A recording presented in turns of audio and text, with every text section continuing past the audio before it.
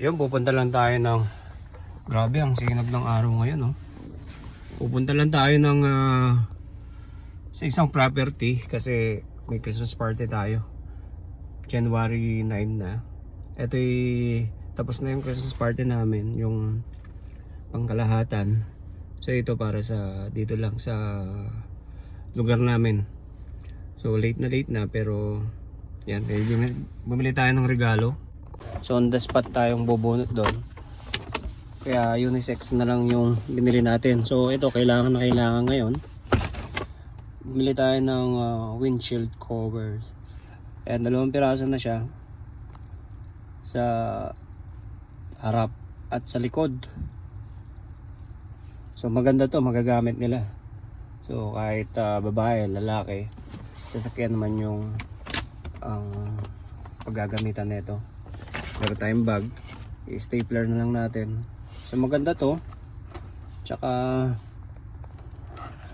magagamit talaga nila kasi yung snow dito araw-araw. At ayun, samahan nyo ako at mag-enjoy ulit tayo. Hindi kasya yung yung box na binili natin. So maghahanap muna tayo sa bahay kung merong medyo magpipit yung dapat hindi naka-open yung regalo. So hanap lang tayo dito.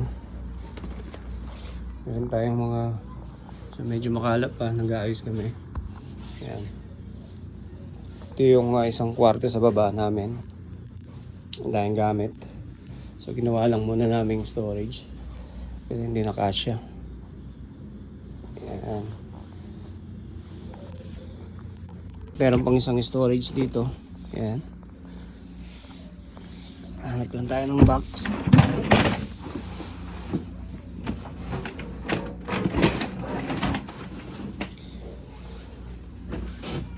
Yeah.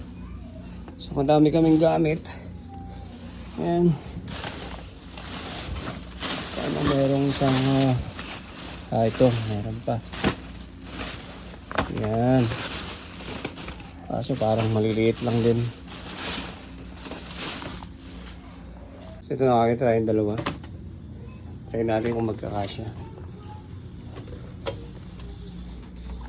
So baling ginawa natin, hindi rin kasya. Dinoble na lang natin. Yan. Kabila. Hindi okay na. Tanggalin na lang natin to. Kaya wag na. So yun, papunta na tayo sa Christmas party. Late na to, January 9. Kasi noong December 13 meron kaming Christmas party. Lahat na pangkalahatan. Buong Canada. Nag-Christmas party kami sa Edmonton. So ngayon dito kami sa Prince Albert. Kami lang dito. At ayun, kasi taon-taon na nag-Christmas party kami dito, yung kami lang. So para medyo malibang-libang ng konti. At ayun, mag-i-enjoy muna tayo ulit. Yung panahon natin ngayon maganda. At yung araw ay sinag na sinag yung trick ng araw. Tapos yung weather natin ay -10 lang tayo. So medyo pero kaninang umaga mga 8:30 -16 pero malakas yung hangin kaya meron tayong frostbite. Pero ngayon medyo okay na, -10 pero walang hangin masyado, tapos strict pa yung araw. So okay na okay yung weather natin ngayon. At sa mga susunod na araw, itong next week, yun, sa payon, medyo maganda rin yung weather natin. So hindi rin masyadong malamig. Tapos yung ang problema lang naman pagka medyo bumaba yung temperature natin dito, madulas, sobrang dulas ng daan kahit naka winter tire ka. Pag preno mo dun sa intersection, lalo pag naabutan ka ng red light, tapos may preno ka bigla, so dire-diretso hanggang sa gitna, so malimit talaga yung aksidente. So may number naman dito makikita mo, at may check mo kaagad yung stoplight. So kailangan yung gap mo sa sasakyan sa harap mo, or kung wala ka namang kaharap na sasakyan, pag malapit ka na sa intersection, medyo mag-minor ka na, kasi maabutan ka man lang ng red light ay makakapreno ka ng maayos kahit dire-diretso yung sasakyan mo. Kasi dito kahit pagpreno mo, ano yan eh, hindi yan kakapit sa, kung sobrang dulas ng daan, hindi yan kakapit sa may daan, sa semento, kasi sobrang nag-black ice siya. So pag kagat ng preno, yung gulong dire-diretso pa rin. So ang mangyayari, talagang ma-aksidente ka. So pagka ganitong bumababa yung temperature, so asahan na natin pagka dito sa amin sa sa lugar namin, yung daan sobrang dulas. Pagka yellow, tapos tunaw, tapos yellow, so nagiging black ice. So yun lang. At kaya ingat-ingat po dito sa, lalo na sa bandang north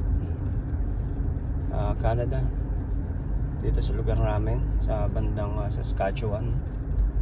So ingat-ingat po sa mga kababayan natin na nagmamaneho. Yan o, diretso o.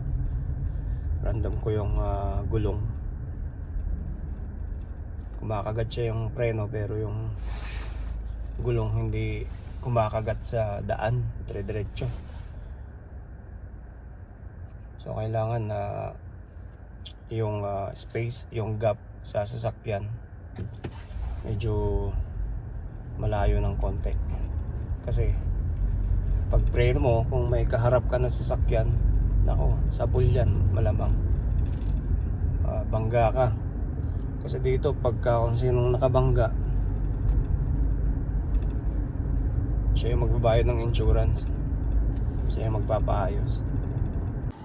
Dito tayo ngayon sa mall, sa tahimik na mall. Iyan, dito nakalagay yung office namin eh, so may kukunin lang kami.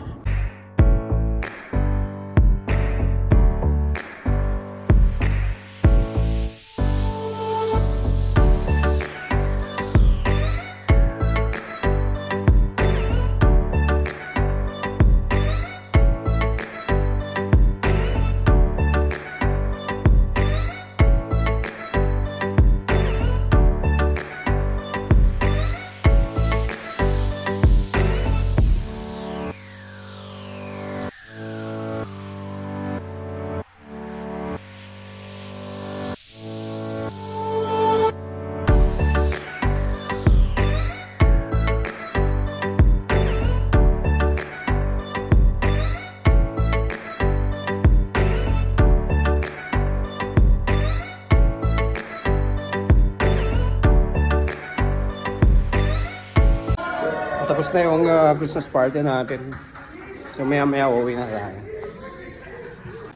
So nakauwi na po tayo galing sa Christmas party.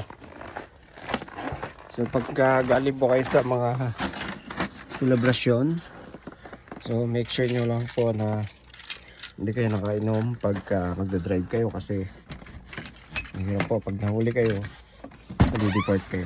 So yun lang po, paalam, please.